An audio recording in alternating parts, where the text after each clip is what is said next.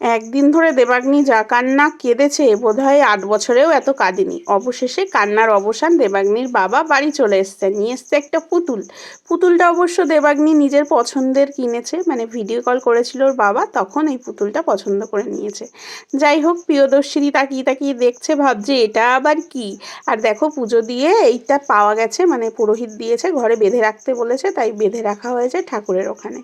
আর প্রসাদ নিয়ে এসেছে, তারপরে ঠাকুরের সিঁদুর নিয়ে এসেছে। প্রসাদ 3 ভাগে ভাগ হবে, একটা পাড়াতে দেয়া হবে, একটা দিদিদের দেওয়া হবে, আর একটা দেয়া হবে হচ্ছে তোমার দাদা ভাইয়ের অফিসে। আর এইগুলো চলে যাচ্ছে তোমাদের দাদা ভাইয়ের বন্ধুর বাড়িতে। একটা ফুলও দিয়ে দিই, দিয়ে ওদিকেও কাজ আছে। আর কি বলতো, 2 দিন ধরে যা গেল আমাদের, এই প্রিয়দর্শিনীর ভ্যাকসিন আর দেবাগ্নির বাবা নেই বলে কান্না, বাপরে বাপ, আমি জীবনেও ভুলবো না। আমার দেবাগ্নি 8 বছর বয়স হয়ে গেল, এত কান্না কাঁদিনি।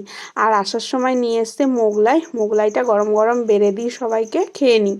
আজকের মোগলাইটা না সেরকম টেস্ট লাগলো না, জানি না কেন, কিন্তু এই দোকানের মোগলাই ভীষণ ভীষণ ভীষণ টেস্টি, কিন্তু আজকে খুব একটা ভালো লাগলো না। যাই হোক, মা জননীর মতন গ্যাট হয়ে বসে পড়েছি সব কিছু বাড়াবাড়ি করতে, কারণ 2টো দিন যা গেল, এক কথা বারবার আমি বলছি। তারপরে খাওয়া দাওয়া আমাদের কিচ্ছু হয়নি, কোনো রকম আলু সেদ্ধ ভাত খেয়ে 2 দিন আমরা কাটিয়ে দিয়েছি, কারণ ওই যে প্রিয়দর্শিনী ছাড়ে না, দেবাগ্নিও ছাড়ার পাত্রী নয়, দুজনই কান্নাকাটি চালু করেছে। আর প্রিয়দর্শিনীর জ্বর কিন্তু এখনও ছাড়েনি, 2 দিন হতে চললো, তাও ওর জ্বরটা ছাড়ছে না। ওকে বোধহয় লিকুইড ওষুধটা এনে খাওয়ালেই ভালো হতো। হেলথ সেন্টারে যে ওষুধ দিয়েছি, ওষুধটা খাচ্ছে ঠিকই, কিন্তু জ্বর কিন্তু একেবারে ছেড়ে যাচ্ছে না। যাই হোক, সেদিন আর ভিডিও করা হয়নি, এটা পরের দিনের ভিডিও, মানে গতকালের ভিডিও, আর ওটা ছিল পরশু দিনের ভিডিও। এই দেখো প্রসাদ এসছে, এটা হচ্ছে একটা কাকিমা দিয়ে গেল। দেবাগ্নি পড়তে যায় তো এখন আমাদের বাড়িতে, যেহেতু একটা ঘর, দেবাগ্নির বোন ছোট, তাই আর ম্যাম আসে না, ম্যাম অন্য বাড়িতে একটা পড়ায়, তো সেই বাড়ি কাকিমা প্রসাদ দিয়ে গেল। রেঁধে খাওয়া বলে একটা অনুষ্ঠান হয়, পঞ্চানন্দ পুজো। তোমরা যে জানো জানো, না জানো আমি বলে দিচ্ছি।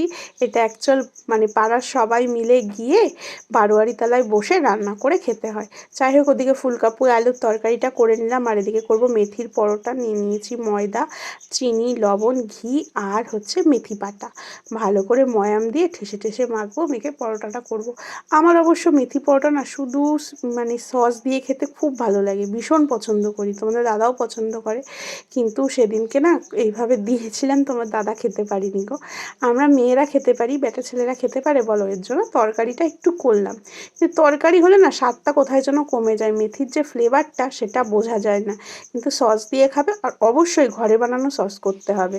মানে ওই ধরো তেলটা গরম হলো, তখন জিরে শুকনো লঙ্কা ফোড়ন দিলাম, একটু আদা রসুন ফোড়ন দিলাম, দিয়ে টমেটোটাকে ভালো করে ভেজে নিয়ে ওটাকে পেস্ট করে, আবার তেল দিয়ে ওটাকে জ্বালিয়ে, মানে পেস্ট করার পরে যখন লিকুইড হয়ে যাবে, ভালো করে জ্বালিয়ে একটু নুন আর একটুখানি চিনি, একদমই কিন্তু মিষ্টি হবে না, বেশি একটু টক টক থাকবে, ওইটা দিয়ে খেতে যা ভালো লাগে না, ভীষণ ভালো লাগে খেতে।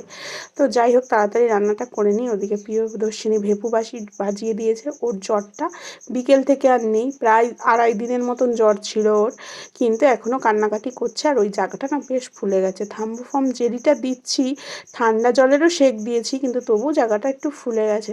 আমার দেবাগ্নিরও কিন্তু এরকম ফোলা ফোলা হয়েছিল, একেবারে শক্ত হয়েছিল, আমার ভালোভাবে মনে আছে। বেশ 2-3 মাস পরে সেইটা আপনা আপনিই ঠিক হয়ে গেছিলো। তো যাই হোক, তোমাদের দাদা আজকে বহুদিন পরে অফিস গেল, প্রায় 5 দিন পরে। তো এখন দেবাগ্নিকে খেতে দিয়ে দেবো, আর খেতে দিয়ে দেবো মাকে।